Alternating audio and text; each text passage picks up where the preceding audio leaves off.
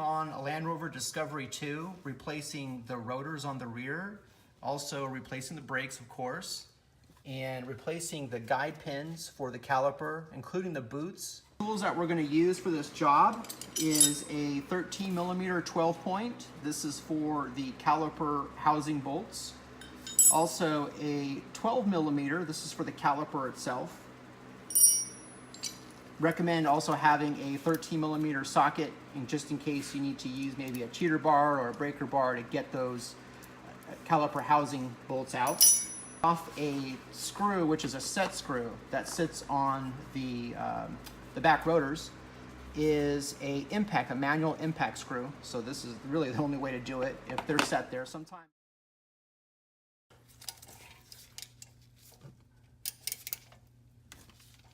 Nice and smooth. All right, got that one. Let's see what we got here on this guy. I'm gonna chisel out all the rust on there.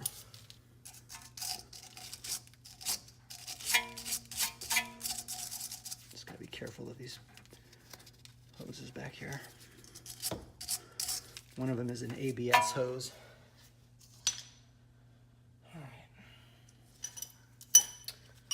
Try it with the wrench and see what we can get here.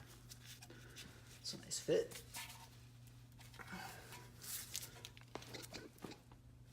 Oh, that's not going to work. Back to the socket.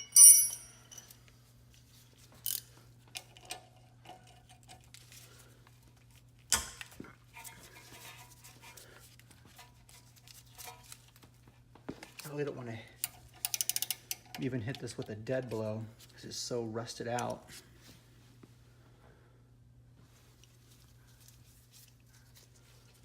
That I'm worried it's gonna break the bolt.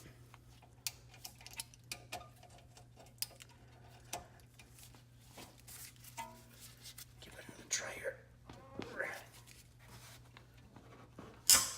There we go.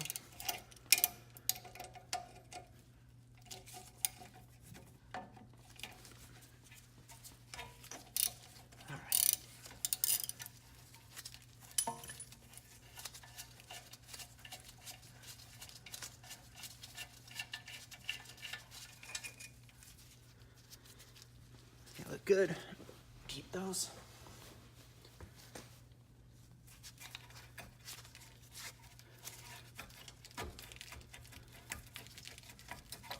And just as I thought, brake pads are terrible.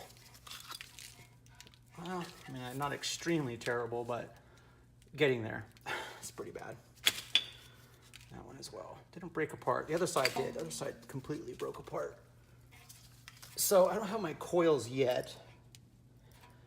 And I was using a box. So let me get that box here.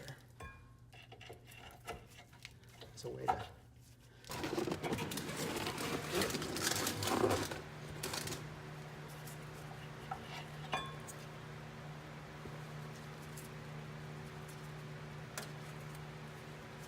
Taking off these little yellow clips. Show you in a moment here.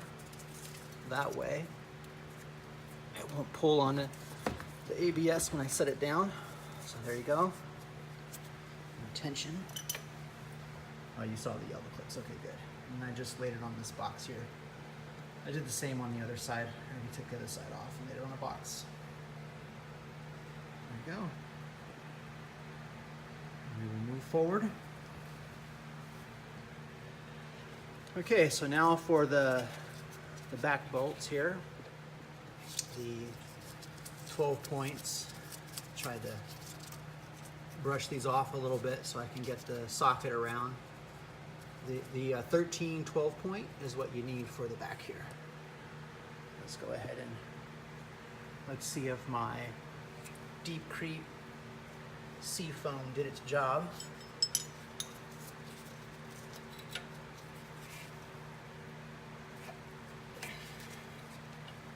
Alright, that one's good. Cool. Alright, that one's good. This one, let's try. Might be a little too difficult. So, I am going to use my ratchet but I'm going to use a cheater bar. And this is actually, it comes with the Land Rover. It's what you use to jack up your car. So I'm just using that as my cheater bar. It'll work just fine, I'm sure. I don't want to use a dead blow or a hammer to try to break it loose because I might crack these bolts. Let's see what we got here. Perfect. Nice and smooth.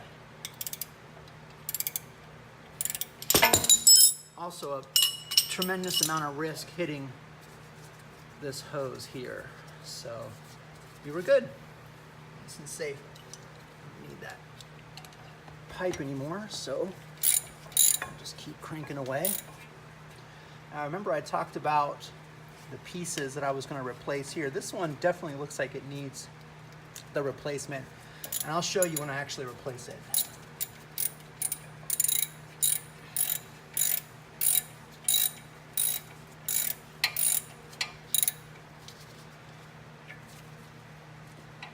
Basically allows for the caliper to slide back and forth, and you want it to be able to pop out freely, which it is. This one's a little sticky.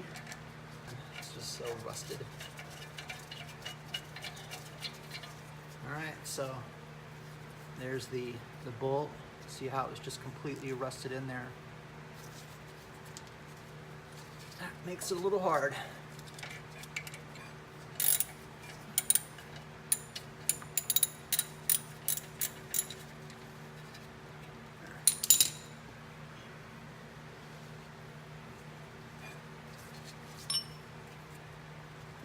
Stuff here.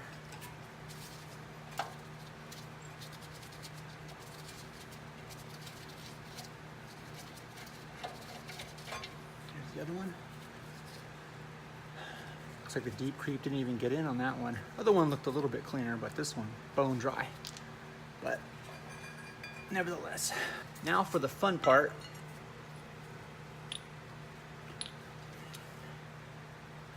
And that is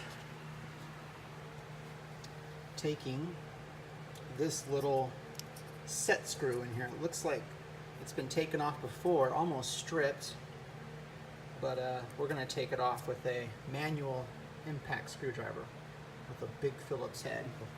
What I had to do on my other guy is I actually had to use the flat head, and I slid it and it went right in that slot perfect.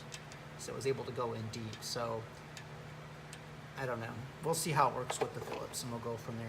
Because the next size, it's a little bit narrow and longer, so it's not going to really grip. But maybe I'll be surprised.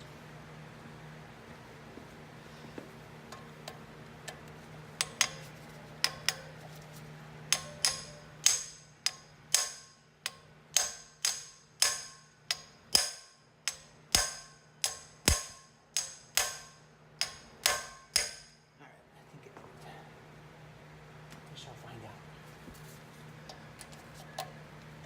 Good. All right. Voila.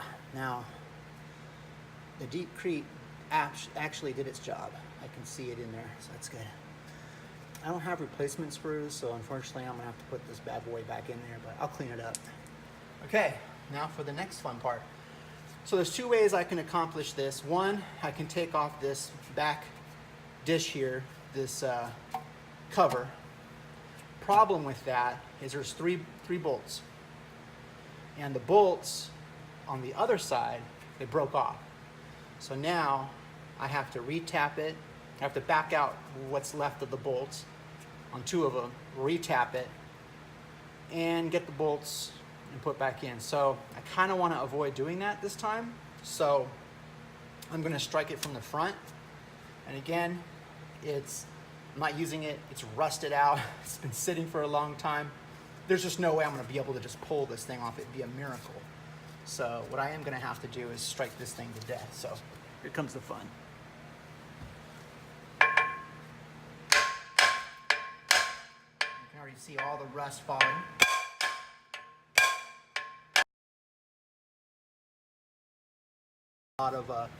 There's a big collar here, so it's still safe.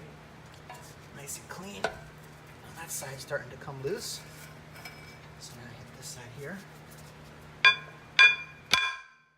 Just be careful too, you have right behind here, you have the points where you bolted on the assembly itself. So don't strike those. And again, make sure you're not hitting the tubing.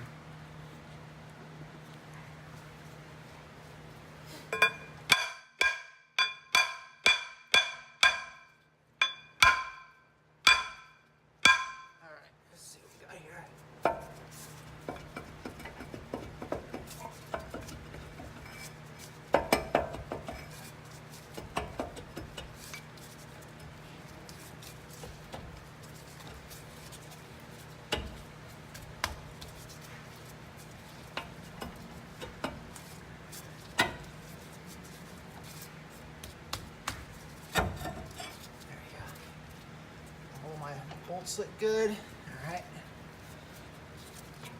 You see right here, there's a lot of scaling here, a lot of rust. So I'm going to change out my gloves and I'm going to start to descale that as well. And just always make sure you're careful of the connector here. Okay, so last two things we're going to do is put our new rotor on, and I want to call attention to the set screw. So here's the hole for the set screw. Want to make sure it matches up with your rotor. And put that on there. Gotta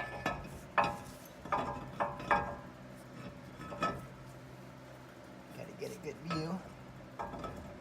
There we go. Wiggle that guy in there.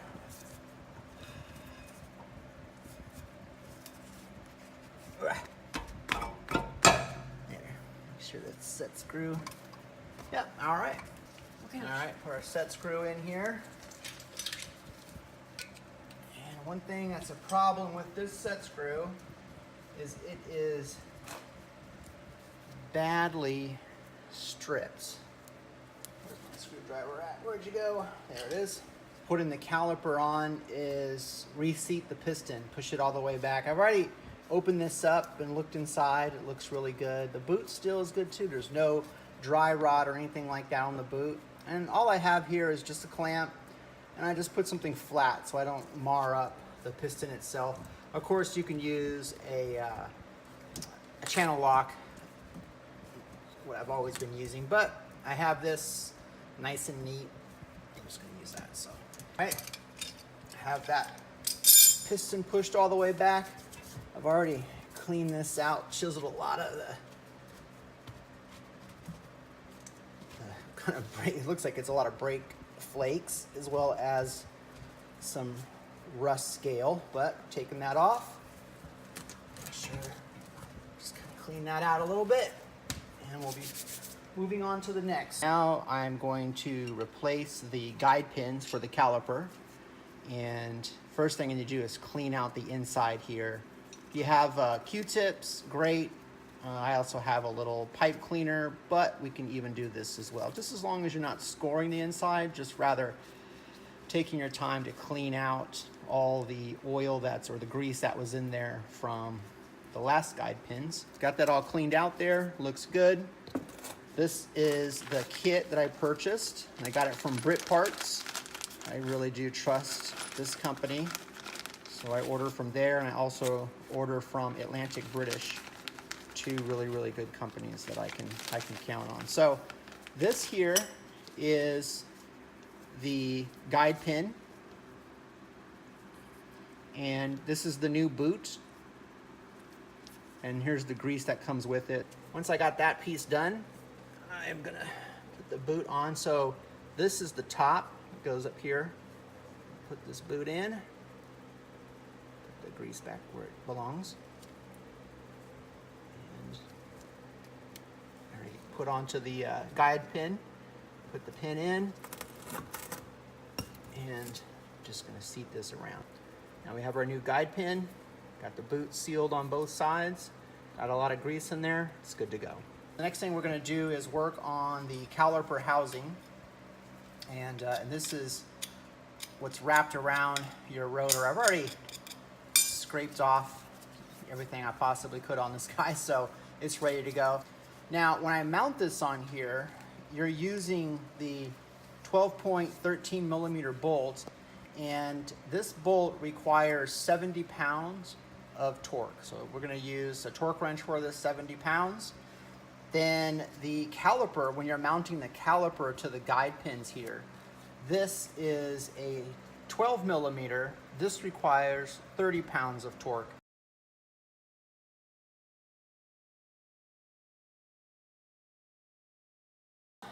First thing I'm going to do here is attach the caliper to one guide pin.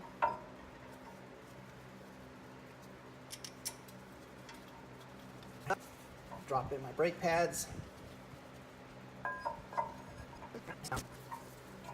Nice guide pin, nice and fluid there. So now I'm going to do 30 pounds of torque, 30 pounds of torque for the caliper, for the bolt going into the caliper guide pin.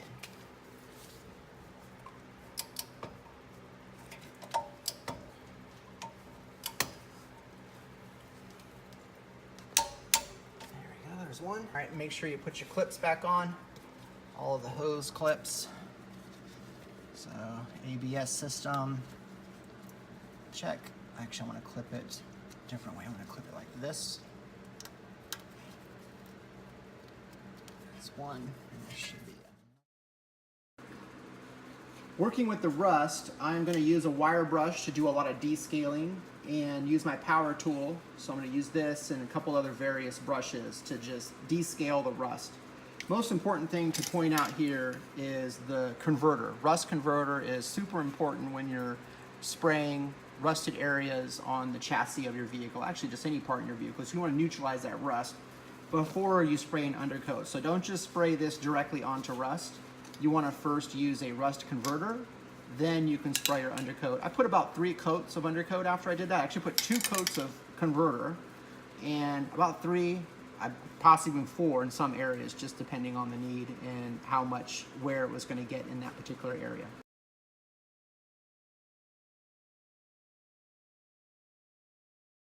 What I focused on here was really taking out the rust, more or less descaling. The rotor replacement of the rear brake pads, guide pins for the calipers, and relubed new boots as well. That's important. Did a spring conversion, so it went from air struts to coil. Added a mounting plate, had to tap that with a 10 millimeter tap. And let's see here, also did some descaling. Added some primer, some rust converter / primer, and then did some undercoat, added a few layers of undercoat, and that's that. So thanks so much for watching.